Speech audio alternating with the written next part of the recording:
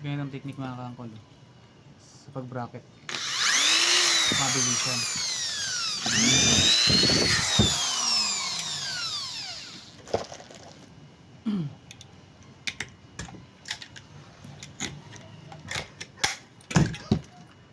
Hindi na kailangan ng kalso-kalso mga kaangkol, kasi yung iba nilagyan nilang kalso. Ako din para mabilisan to sa mga kaangkols.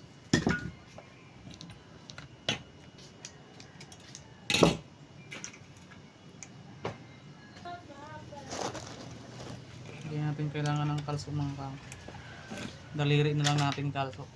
Ayan, mabilisan lang. May ibang diskarte pag mga kaangkol mag lagay ng bracket.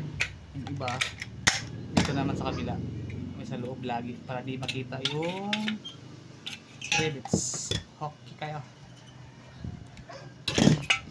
May nasimbolin naman natin para sa ano naman ito mga kaangkol, sa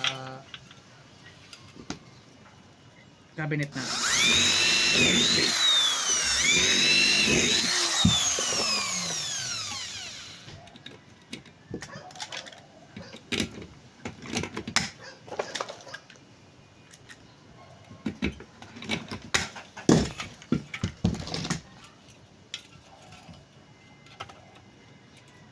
Sa drawer cabinet natin mga kaangkol.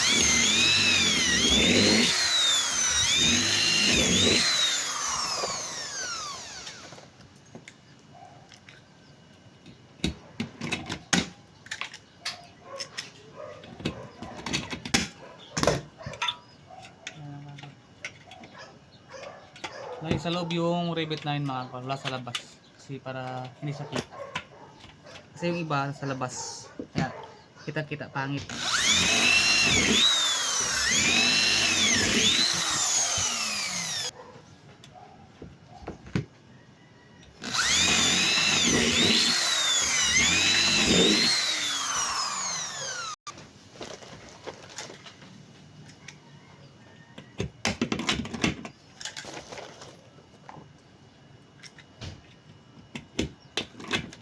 Mga kaangkol, ito yung gagamitin natin para sa drawer.